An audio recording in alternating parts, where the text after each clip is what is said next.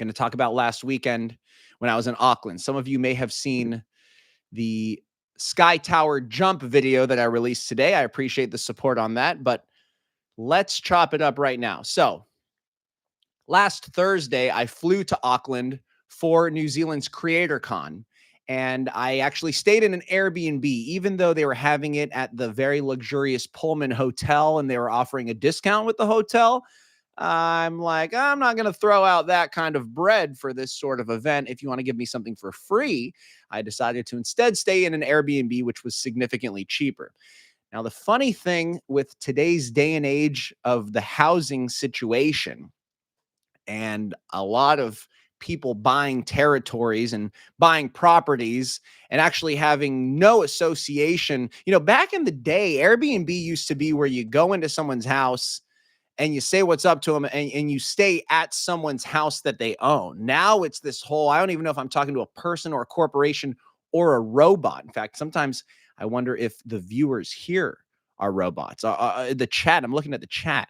Are you guys bots or are you real? But anyway, stayed in an Airbnb, but the instructions for the Airbnb were to not go to the address where I'm staying, to actually go to this other address, which was like down the street, and to go into this Asian market and then turn the corner and go into the back section. And then there's a bunch of lock boxes, and it was like box 7, 8, or 9, or 10. And put in this code to open up the box. I think I had to scan my eye and do a thumbprint, go downstairs, talk to a wizard, tell him the password, give him the ingredient for the secret potion. He performs some sort of spell that transports me into another portal where I had to take an IQ test just to get my key card to get into the Airbnb. But anyway, I did all that because I'm a genius. Then got the key card, and then had to go to the actual Airbnb. And I go to the address of the Airbnb, and it's a hotel. Like it's an actual hotel. I'm like, what the hell are we doing? Is this a hotel or is it an Airbnb? But I already have my key card, so I don't go to the front desk. And it's a nice hotel. It was the Heritage Hotel in Auckland, if you want to look that up. And I actually did a live from there. I'm getting there in the story. I'm getting there, guys. I'm getting there. I booked this Airbnb because it had a sauna and a grass tennis court. Not that I'm going to play tennis by myself, but it's there if I want to. And so I check in, drop my stuff off. And like, it was just as if I was a guest of the hotel. And I had this key card that I got from an Airbnb host from this Asian market secret underground tunnel. And I go in, cool. I'm finally in the place, settle in. And then that night, that was Thursday. This was last Thursday. I was getting ready for a Meta cocktail hour. And I talked about this in my Just Yapping live that some of you might have attended last week. I was getting ready for this event hosted by Facebook, Instagram, the parent company called Meta. Nicholas O says, Yapperoni and cheese. Yes, we're having Yappuccinos tonight.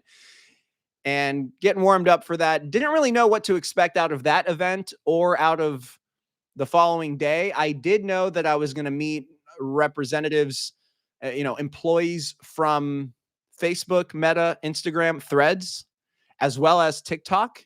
YouTube was not going to be there. As you guys may know right here, YouTube is my primary focus, but those accounts are very important. And those accounts are important in different ways to me. So I was curious to connect with some of them and to do all that. Cool. So let's rewind really quick. During that live last time, I'm not rewinding, I'm at that point in the story. I was trying to make a point about my relationship with TikTok and kind of my views about TikTok. And so I posted a TikTok video while I was on the live after much deliberation of me saying absolutely nothing for 7 seconds. I'm going to show you guys the video right now. Now, of course, a professional streamer would know how to put this on the screen. However, I know one thing and one thing only, which is how to yap. Okay, so here's my TikTok account, right? This is the video I posted.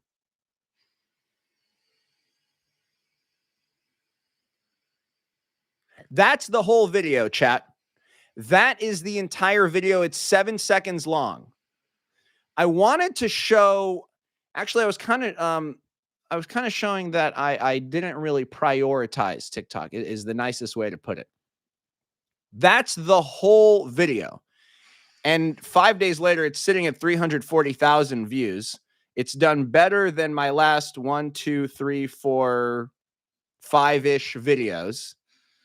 It got 57,000 likes. That's the whole video. The comments are hilarious. 2,400 comments, way more comments than usual. The comment section carried that video. I don't really know what the point of telling you that was, other than I found it very funny that something like that performed. And that's TikTok for you, partner. That is TikTok. So anyway, cool.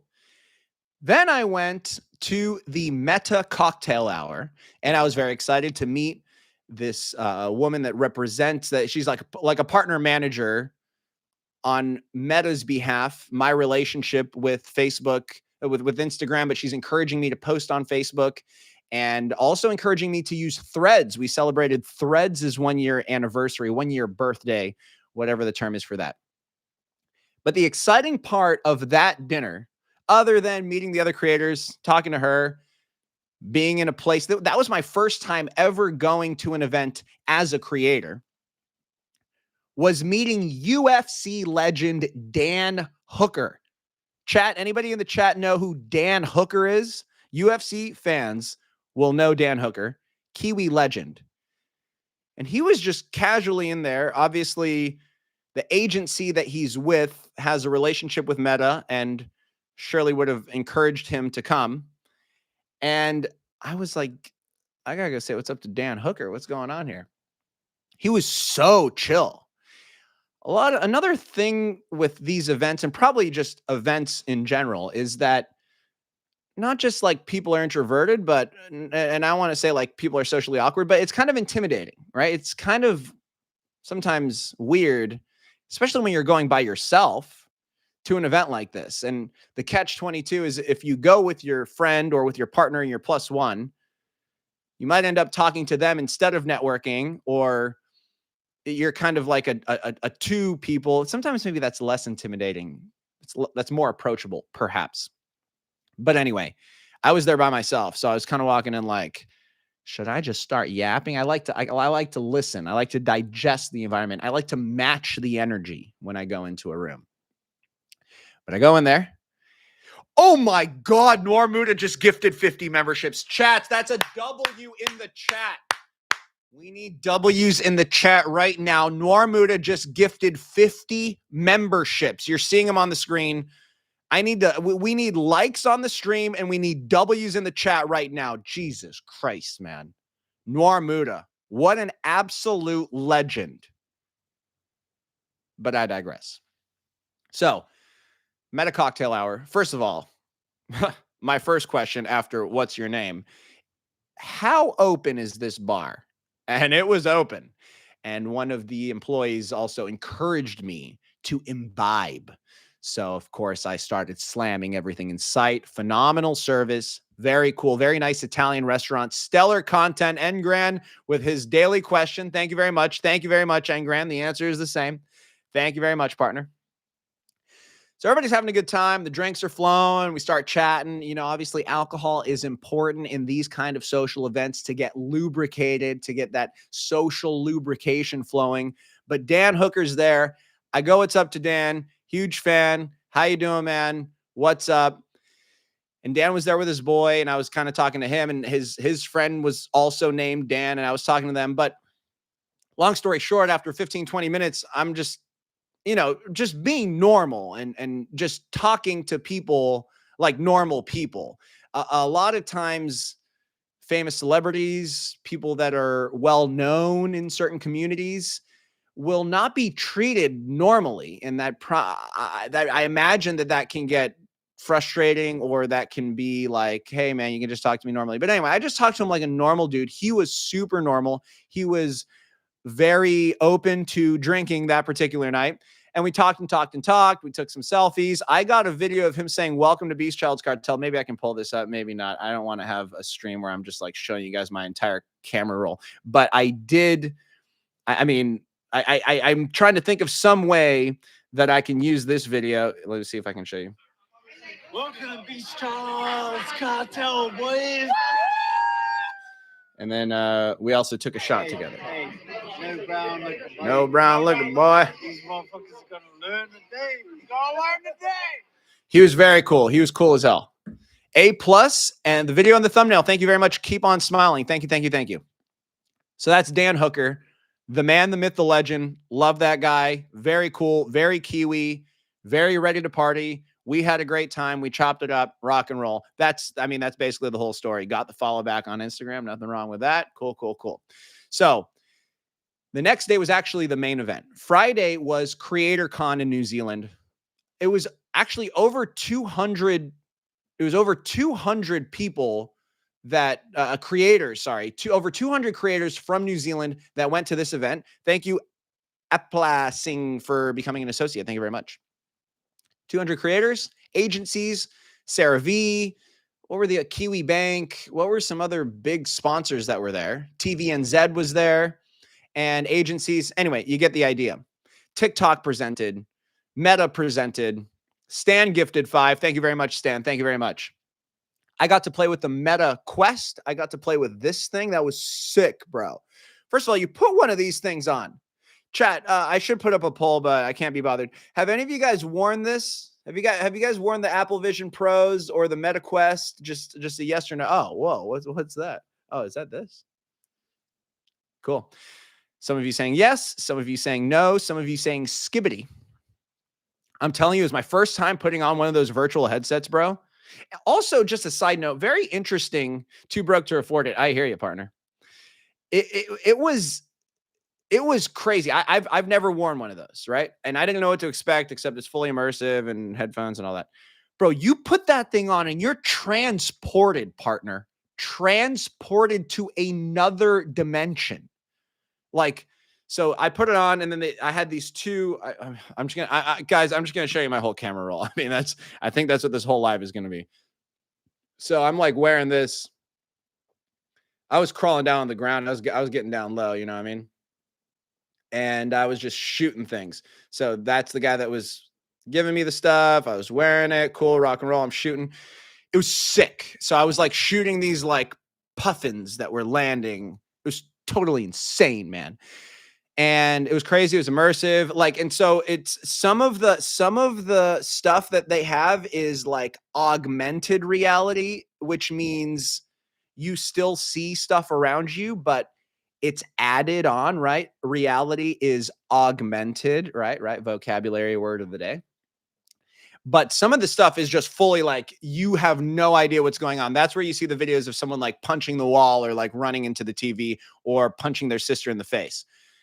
Crazy. So I did that for 5 or 10 minutes. When I took that thing off, bro, I didn't want to go back to real life. Like, real life is actually very boring relatively. So if you guys are worried about mostly Gen Alpha, any Gen Alphas in the chat? Are you guys even like old enough to be on the internet? Gen Alpha and I guess Gen Beta, bro, the next generation after Gen Alpha is going to be called Gen Beta. Can you imagine? Totally Human. Thank you for the 1 month subscription. Thank you for the 1 month joining of the association. These kids are not going to be walking to school on their phones like this. You know, you see this whole generation. I want to see Jerry Seinfeld. He's making fun of this whole generation. Everybody these days is just like this all the time. These kids are going to be walking to the bus like this, bro. They're just going to be like, they're not going to be here at all. At least right now, you can like wave at someone. No. Anyway, that was sick. That was totally sick. Well, let me tell you my biggest takeaways from this Creator Con. I have some personal notes and some things that I've learned and some connections that I made. First, let me talk about TikTok, because I met some of the employees at TikTok, and what a difference it makes to meet employees of the company, employees of the platform, talk to real people, share thoughts, get feedback, because obviously they're real people and obviously they're trying to figure it out and everybody's just trying to do their job at their own thing. But creators are so often, especially to them, just going up to their face like, why am I shadow banned? You know, my account, blah, blah, blah. Like, I think I've talked about this before, but there's a certain sense of entitlement that a lot of creators carry, probably because they have a big following or because they've gone viral before. And they carry this sense of entitlement that they deserve views because of whatever reason. That really bothers me, okay? Because I'm also a viewer of all of these platforms. And if you do one thing that works really well for you and it gets you to a certain point, it's going to eventually get old if you're not very creative, right? So people that did one thing and blew up on TikTok and a year, 2 years, 3 years later are like, why am I not getting views? Because it's not good anymore, man. You know what I mean? Like the first thing that I ever did on TikTok that had success for me was saying the rap lyrics. I came up with Cartel TikTok. I thought Cartel TikTok would buy me another month or two. I'm shocked that there's still demand for that. And there's still people asking in the chat for where their kilo's at. I love it. You know, don't get me wrong. We have work to do. So we're going to supply you with what you need.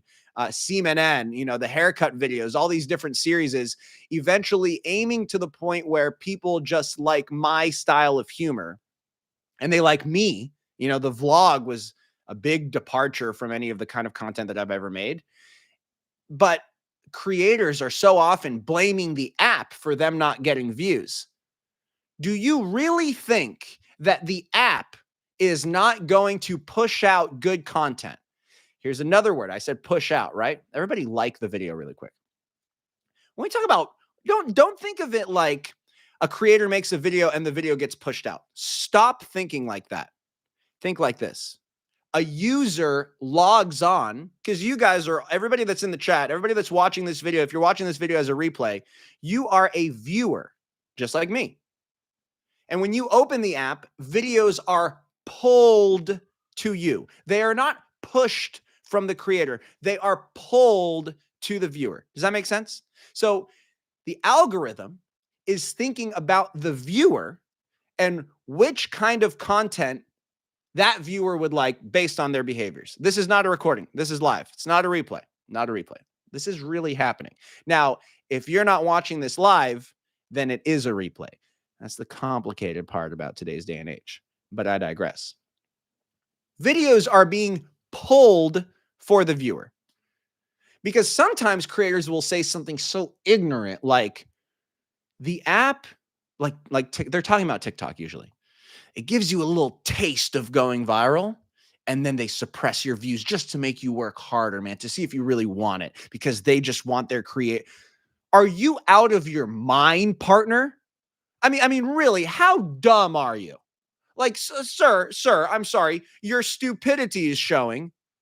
Bro, the app is in the business of keeping people on the app and making good content for them, right?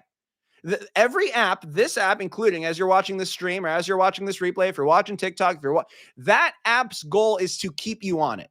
Do you really think that they wouldn't show a good video to people?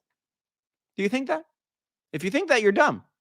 That was an IQ test, okay? But I digress. But I'm probably going to say that a lot because I digress a lot. So I see the TikTok presentation, and TikTok is actually very focused. TikTok's primary, I don't want to say primary, but TikTok is really focused on pushing TikTok live. TikTok wants their creators to go live more often. They want me to do exactly what I'm doing right now. Fuck, I should have done this live on TikTok also. Maybe I'll just also start it right now. No, I can't be bothered. Maybe I'll post this anyway. Who cares? Now, I hear that. Cool. I get it. TikTok wants to compete with Twitch. Obviously, YouTube Live, Instagram offers live as well. And TikTok pushes out lives. But I'll tell you my theory. I'm going to tell you guys what I think is going on. One difficulty, a very, very complicated part of TikTok's existence is making money. It's very difficult from what I understand it. And keep in mind that all of these things that I'm saying are opinions and that I'm not a very smart person in general. But TikTok is a platform that does not lend itself very much to advertisements, right? TikTok You can run an ad in the middle of a YouTube video during this live. Sorry, guys, unless you're a premium, there's going to be some ads that show up. And that's because it's easy to throw an ad in the middle of the video and you'll stick around, you'll keep watching it. You're familiar with that. But for TikTok, you can't do that in the middle of a short video. That's why they're pushing the longer ones. If there's an ad after your video, and then do we give credit to the video before it, the video after it? Obviously, if the video before it kept people on, but then you swipe past the ad. So it's not a good ad experience for advertisers. So it's difficult for them to make money. How can they make money then? Well, of course, they can take 70% of gifts, 70% of gifts from TikTok lives. And I'm not mad at TikTok. They got to run their business. Why would you ever be mad? I just, I'm over here instead. You know what I mean?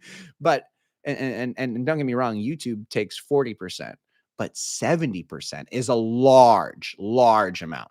Okay. Also, how is the quality? Some of you guys are saying buffering. Am I good? Is it looking good? Am I sounding good? I think I'm fine. Okay. So TikTok's taking those things. So of course they love when someone spends 8 hours on live. They love the people that are sitting on duels all day. Not necessarily like begging for gifts, but gifts coming in, people dropping there here and there. TikTok's taking 70% of that. They love that because that's money. And also, of course, TikTok Shop. I mean, TikTok Shop is kind of being shoved down our throats in America. And it's very profitable for TikTok for obvious reasons. And it's profitable for creators. But who's losing in that equation is actually, unfortunately, the viewers. So all of that is very understandable to me. Cool. And they want to push the live thing. And also, there's not a lot of transparency with their algorithm, but to be honest, the algorithm is pretty simple. Like all of these apps have very simple algorithms. If you don't understand the algorithms of these social media platforms, I wonder, have you spent 5 hours watching videos about the algorithms? Like I could probably explain it in a few minutes. Retention equals more views. Shares equals more views. Comments equal retention. Likes equal retention. All they care about is retention. You just have to think of it from a business perspective of the app, and their goal is to keep people on the app. That's what they're going to reward. Not that complicated. Cool. That was a large tangent, but I talked to some TikTok employees. Well, first of all, I went up to the first guy at TikTok after he spoke, great chat or great presentation. That was cool. Love what you're doing with the place. Everybody liked the video. Everybody liked the video. And he asked what my account was. And I showed him, this is me. It's called Beast Child. He's like, oh, I know you. I'm like, I don't know why. I was genuinely shocked. I was genuinely very surprised that he knew who I was. I was like, really? He's like, yeah, we all know who you are. Like all the employees know who you are at TikTok. I was like, what? That was crazy. I don't know why. That was just crazy to me. It was weird. So then I'm just talking to him. And I'm just kind of sharing some of these thoughts. I'm also like, I'm talking about how the creators like, bro, you went viral for one little thing, challenge yourself, reinvent yourself. It's not funny anymore. I explained the pushing and pulling thing. This was music to his ears. And he introduces me to his colleagues, other employees at TikTok. And we're just talking professionally. I mean, the other funny thing is I think I was older than like 3 of the TikTok employees. That doesn't really matter, but it's just, they probably appreciated talking to an adult versus a lot of the complaints and the emails they get are from young people. Anyway, cool. I talked to them for a long time, had lunch with them. It was great. He told me some very cool things and told me some things that I'm not going to share, but things that I'm excited about for TikTok. And I will tell you that I am going to take TikTok much more seriously after some of the conversations that I had. So I'm excited about that. Cool. That was TikTok. Meeting other creators. So here's probably my biggest personal takeaway from the day of CreatorCon. and I wonder what your guys' reaction will be to this, but I realized how comfortable I am in front of the camera. I realized that I'm actually a lot more comfortable with someone throwing a phone in my face and putting a microphone up to me and just saying talk. I mean, duh. Like, as I say this out loud, it's like obviously, but I didn't realize, like, relative to big creators, like relative to a lot of people. Let me get closer to the microphone. Relative to the biggest creators in the country, I'm like, wow, I'm really comfortable just doing this all the time. And that just got my brain going about just making more content all the time. It reinforced this idea that I had about live streaming being my calling. So very cool. The vlog that you saw that I released today, thank you, Jerry. Thank you, Stan. The vlog that you saw was largely in part to me, to that realization of just like, let this thing rip, man. Just turn the camera on and talk. Capture, capture, capture. Now, the reason that I was able to create a long form video was because I jumped off the tallest building in the country. But, you know, the concept of anybody can do that jump. Making a good YouTube video is all of the talking that goes before and after. Anyway, so it was really excited. I was really excited, and it was really cool to meet all of these people. But really, my biggest personal takeaway was actually just realizing that I'm ready to rock and roll, partner. And I'm just in the right place. I just felt like this really is something that I should do and that I can do more of and that I can do in different ways, right? The obese child said, "This stream is not retention. I want my meth back." No. But thank you very much, obese child. Yeah. I mean, this stream is obviously different than the Red Dead Redemption streams. I'm also challenging myself to do different kinds of things. So not every stream is for everybody. Some people want to watch 6 hours of GTA. Some people would never click on that video. Some people just want to hear yap. Some people want to see vlogs. Some people are only here for the shorts, and they're only here for cartel TikTok shorts. And that's fine too. And obviously, all of this is free, so you can unsubscribe at any time. And that's why I'm never like going to worry about putting out different kinds of content. I'm going to do my best with every single piece of content that you see from me. I'm trying. So that's all I can do. But one thing that I think about, the Yap sessions are used as torture for the cartel. One thing that I think about a lot is if you look at a platform like Netflix or Disney Plus or any streaming, right? You open the app and you go to a piece of content, you watch a movie, you watch a TV show, and you hate it. It's terrible. You probably don't watch the whole thing, right? You might turn it off after 2 minutes, 5 minutes, 10 minutes. You might watch a whole episode or two and then turn it off. Does that cause you then to unsubscribe from the service? Probably not. No matter what you say in the chat, it's more likely that you're just going to watch something else and you'll just, oh, that was just a dumb show. Even if it was like a Netflix original. We know that Netflix originals, some of them are bad. There's more bad ones than good ones. You remember the good ones, but there's a lot more that you never saw. That's also how I think of this YouTube channel. Like my channel, because it's very easy for someone to, everybody tells me you should make a gaming channel and then you should make a vlog channel and then you should make a shorts channel. And then why? Bro, you guys are smart enough to just not click on something that you're not interested in. Is that going to make you like hate me and unsubscribe? And if it does, rock and roll. You know what I mean? But people like, I follow creators that I only like one certain, maybe there's a creator that I really like that I like him because of his FIFA content, FC24. He also plays Fortnite. I just don't click on the Fortnite videos. I mean, it's not that complicated anyway, but I digress. It's called football, not soccer. That's right. So all the content in one place. Now I got distracted. I'm solidifying and realizing this is my place. This is my calling. Make different kinds of content. Cool, cool, cool. The reality is that most creators at this place were TikTok focused, and there were a smaller percentage of them that were big also on Instagram, like equally important, or even a smaller percentage that cared more about Instagram than about TikTok. There was only one couple that really focused on YouTube and that had a big YouTube presence and that YouTube was actually a top priority for them. I did meet one, I think they're married and they do like travel couples stuff. Very cool. But mostly it was TikTok and Instagram there. And then I also met some Twitch streamers, these girls that play video games and variety stream, and they're very successful on Twitch. And and I'll get to that. Actually, I'll just dive into that conversation right now. And I was asking them about that. I was asking them about Discord. So I have a Discord server. Obviously, join the server. If you have a Discord account, join the Discord server. It's linked in the description of this video, and I'm sure the mods will probably spam it in the chat right now.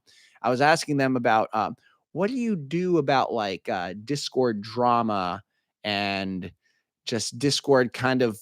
I created the Discord server to have a direct contact with my audience. I didn't like plan to diffuse moderation arguments all the time.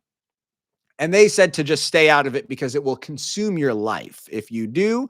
And we need to focus on the content because without the content, there's no Discord server anyway. The Discord will die without the content. So the content is the number one priority. And the other platforms are the secondary priority. And Discord is very important. And I use it as a tool. And one big difference between myself and a lot of the other creators that I've talked to about Discord is that I'm actually a lot more active in my Discord than them. I mean, I'm in my Discord chatting in general multiple times a day, 3, 4, or 5 times a day. And the people here in the chat can vouch for that. Gavin, no, I'm not. So I was surprised that they would have that because, you know, to me, the Discord is an opportunity to connect with my audience. Obviously, I want to know what you guys are up to and how you're doing. It's also a very good tool, right, for getting feedback. So is this funny or is this funny? You know, when I was picking the thumbnail just for this live, I posted both of them and I asked the Discord, which game should we play? Which game should we not play? What should we do today on this stream? Right. So it's so much more valuable for me to just be able to ask the audience directly certain questions like that. And then of course, contests, hosting the new YouTube banner. If you're obviously you're watching this video on YouTube, go to my profile and look at the Breaking Bad contest winner. Hell of a banner. And we got a lot of them. And it was exciting to look at all the submissions, got all of them, posted that on Instagram. That's Instagram picture content. And we went with who the finalists that had the most votes. And that ultimately went to Discord. But when I posted that on Instagram, it was kind of an advertisement for the Discord and an advertisement for the YouTube. And then on YouTube, obviously, you guys are already here. And then check out the Discord. And now I'm talking about the Discord more. Anyway, all these things are like connected to each other, but you have to invest in it. But my big takeaway from her was don't get too involved in the weeds of the drama because we have a lot of things to do and that will consume your entire life. But anyway.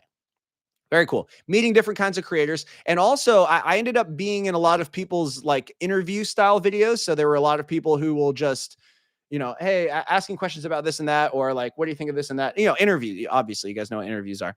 Will we get narcotics emojis? The obese child. Yes, we're working on YouTube emojis. And by we're working on it, I mean, I just need some free time so that I can knock that out. But anyway, cool. So CreatorCon was phenomenal. I also met some agencies. Right now, I don't have any employees or any management or anything. I am the only person that does everything for all of my accounts. I got one homie to help me. Not help me. He purely by himself animated the nervometer that you saw at the top of the screen in the vlog. Thank you, Diddy, and thank you, Kaylin, for the membership and for the gifted. You know, and I'll have the occasional person that will make a thumbnail, but I don't have a thumbnail guy. I don't have an editor. I don't have a manager. I don't have an agency. I do everything for my account, and I also work full time.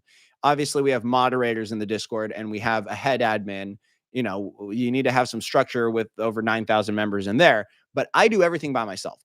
With that said, I was excited to meet some agencies, not because I'm necessarily looking for representation, but it's very valuable. It's very valuable to, even if we're going to do a deal here and there, just to meet people, just to get connected. Another big takeaway that I had was that a lot of the advantage of being with an agency, of course, we consider that they're going to bring you brand deals. And even though they're going to take 20% of that, better for you to get 80% of some brand deals than to get 100% of nothing by yourself.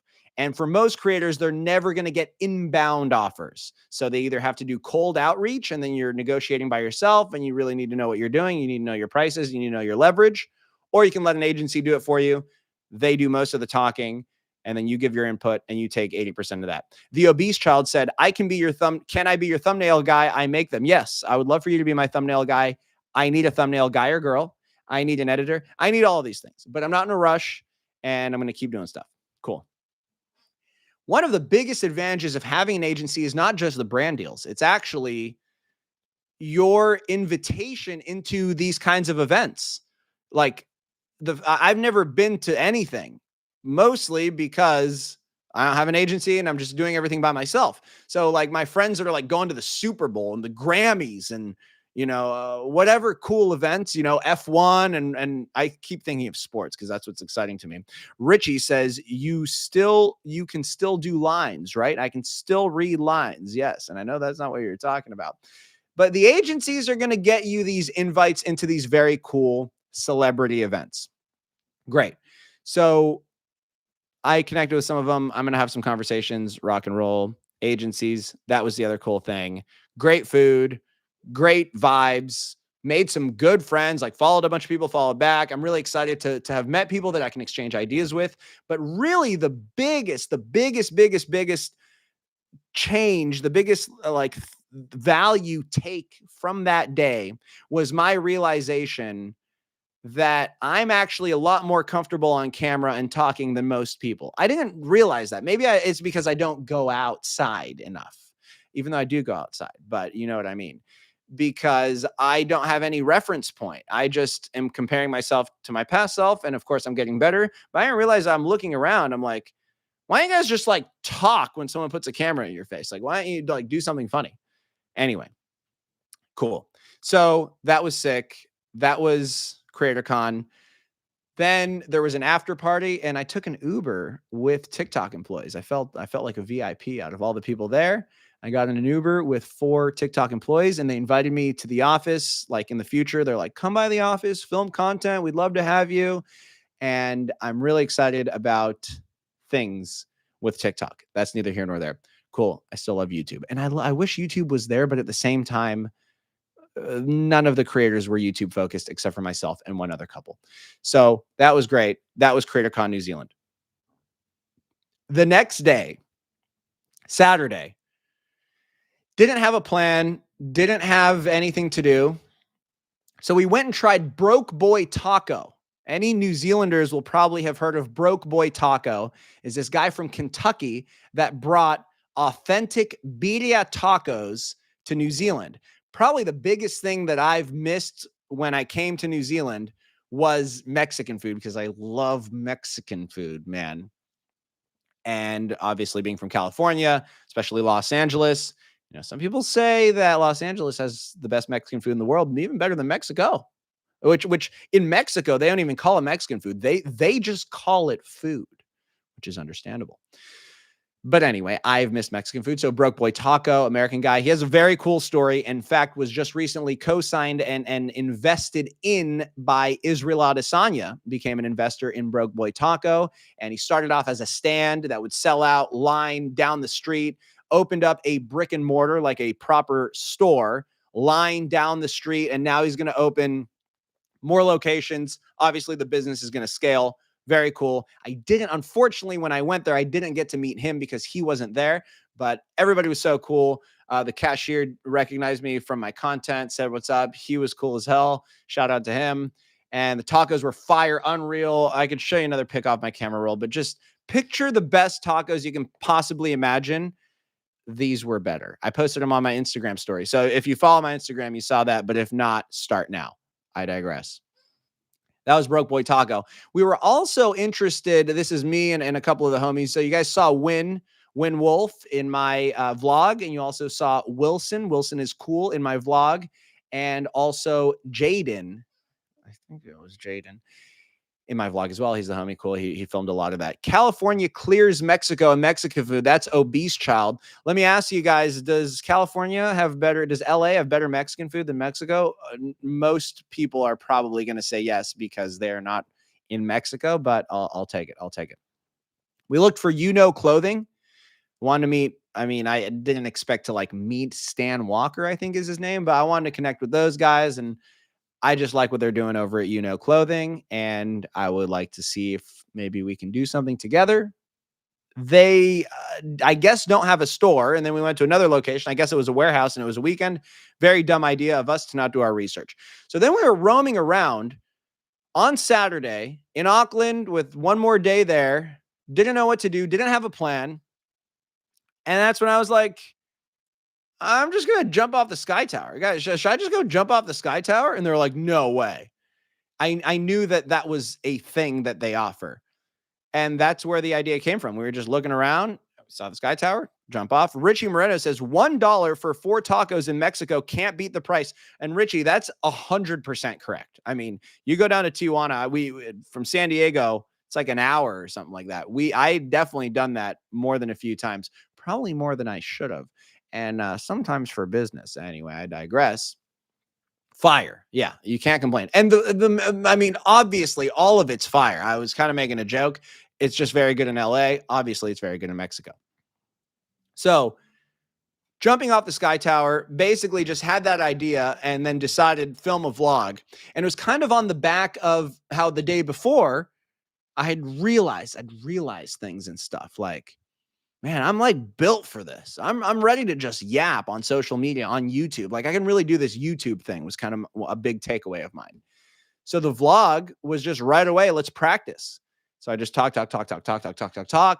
Probably had about 50 total minutes of footage and clips and talking and yapping. And I mean, everything you saw in the vlog was obviously real. You could see my reactions to things and my nervousness level. It was really going up and then calming myself down and then coming down and then going up. One thing that I was really happy about is that we had good weather. If it was raining heavy, they wouldn't have offered it. If it was raining lightly, I probably would have been even more nervous. If it was really windy, if there was a hurricane, that would have been bad. That would have made the video impossible. And also, I didn't think about this until way after, but what if I'm at the top? Obviously, there's safety precautions, but what if there's an earthquake? I mean, I didn't even think about the possibility of an earthquake when I'm all the way at the top. And earthquakes happen in New Zealand. Like earthquakes are like kind of a major thing in New Zealand, similar. I don't know other places where earthquakes happen more frequently, but in San Francisco and the San Andreas Fault, there's obviously concern about earthquakes. So luckily I didn't think of that at all. But the vlog is pretty self-explanatory. I'm trying to think of anything else without just repeating everything that happened in the vlog. Go watch the vlog. And it was crazy. I mean, again, the bungee jump was scarier than that, but I still got up to a 10 out of 10. I really did almost cry. I didn't like actually fully cry tears up there. What you saw in the video is as extreme as it got. But everybody was really nice too. Everybody was so nice, as always in New Zealand. And when I got up, they take your phone. So the last shot where I had my phone was when they put the orange suit on me. And then you see Win going outside, Win Wolf going outside, selfie mode. Let's see if he's going to make it. And then he pans up. And then you see a shot of me at the top of the Sky Tower where I kind of do the 10 out of 10 nervous meter. And it kind of looks like I'm about to cry. That was filmed on the phone of the employee who was very cool and very nice. And I mentioned that I was making a YouTube video. And then she said, and I said that, oh, I do social media and I'm actually filming a YouTube vlog for this jump. And she's like, oh, have you been doing that for a while? And I said, oh, I've been doing it for a little while. Like I've only really been posting on YouTube seriously for about a year. She's like, oh, have you gotten any traction? I'm like, oh yeah, I've done okay. When she looked it up, she like freaked out when she looked at the YouTube video. And she's like, how can I help? It was so nice. So I was really blessed that she went above and beyond. And then she's like, I will film this on my personal phone and then we transfer it to you at like use WeTransfer.com to send it to you after. It was just amazing. She took pictures, like the picture that ended up being used in the thumbnail of me. Obviously that wasn't like actually a picture taken from the floor shooting up, but that face anyway, it was just extremely helpful and it was really nice. That was a great little nugget. And I think that was probably the second coolest moment of the video was like my emotionalness right before the jump. So that was really cool. And then I did the jump, and you saw what happened after the jump. You saw what happened in the jump. It was great. And then after the jump, the thing is, after something like that, it's to use the term very literally and technically, it's a traumatic event. I mean, it's voluntary trauma, but by definition, it's your brain is like adrenaline, right? So my boys were like saying stuff to me, and even right after, when I'm having dialogue with them, he says something and it takes me like 2 or 3 seconds to process it. It's like there's like a delay. I have like ping, like 1,000 ping turned on in my head. And I'm just like, because you're just, what is going on? Then I finally get my clothes. Well, actually, I just put the suit on top. I was always wearing my clothes, contrary to what was offered in the video. And then they're like, "Oh, let's go grab something to eat." I'm like, "I can't eat right now, partner." My stomach was still a little up and down.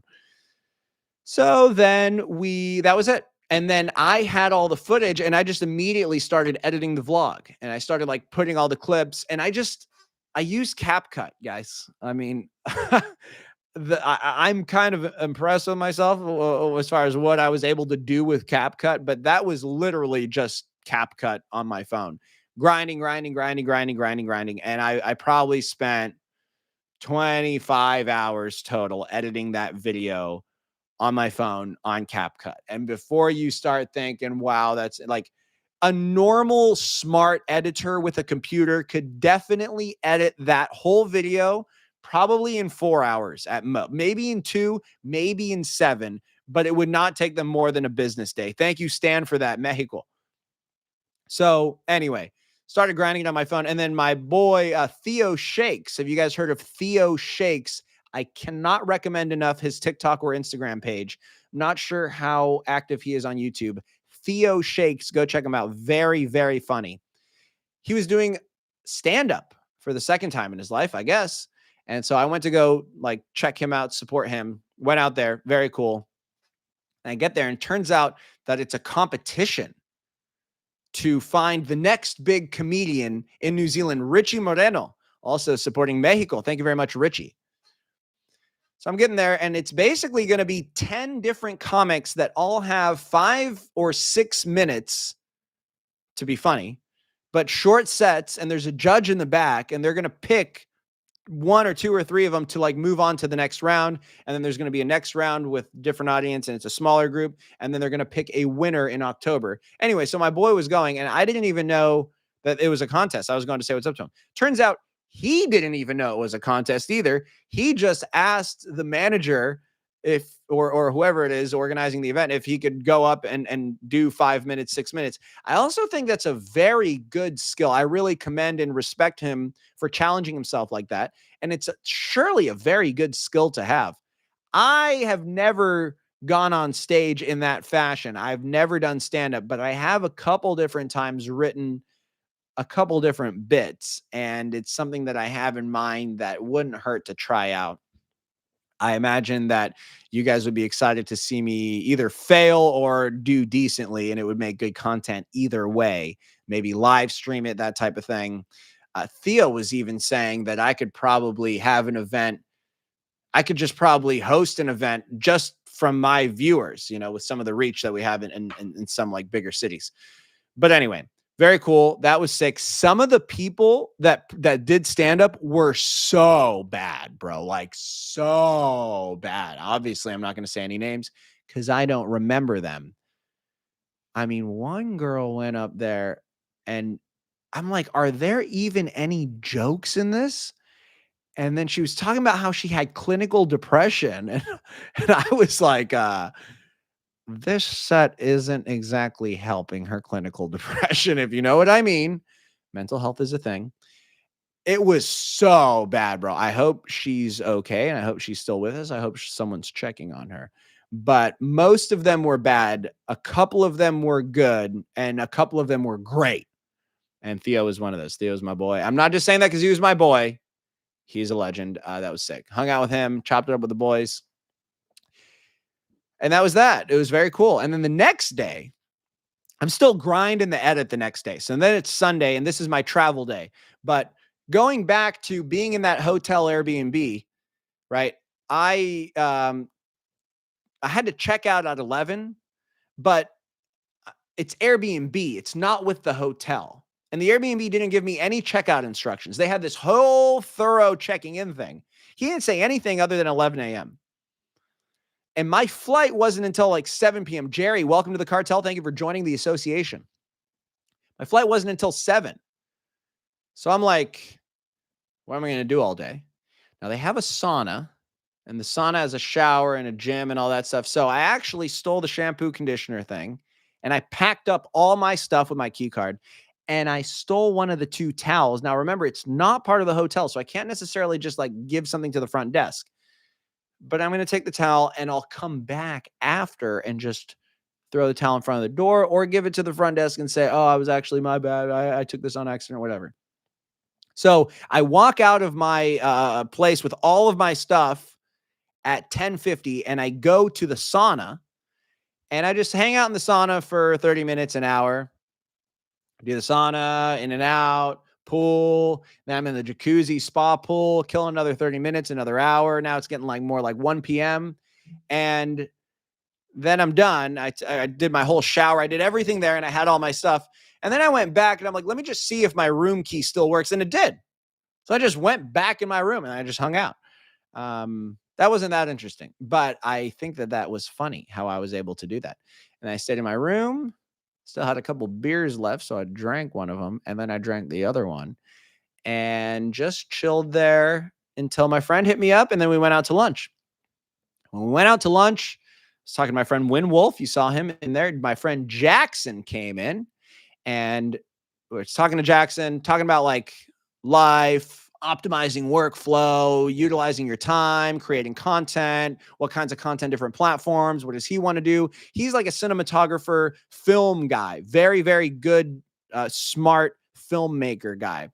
And so then I showed him my edit, and he gave me the most valuable possible feedback for the edit. Like so many usable nuggets. And he was like, the first thing he said was, hey, your jump scene is not exciting enough, right? The jump scene is the whole point of the video and the climax. It should be the emotional climax, but I just kind of showed me jumping. I didn't have any music in it at that time. I don't even remember if I had closed captions, subtitles.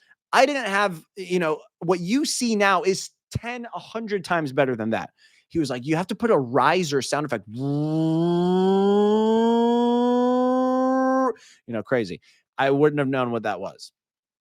And then he said to put a snippet of the crying scene in the hook, because the hook of the video should create questions that we want answered.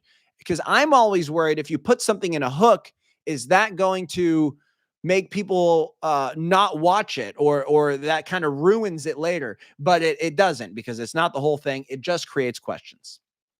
So then I did that, applied Jackson's ideas. I told him that I wanted to make like a nervous meter. I was originally just going to put numbers on the screen, on the top left of the screen right here.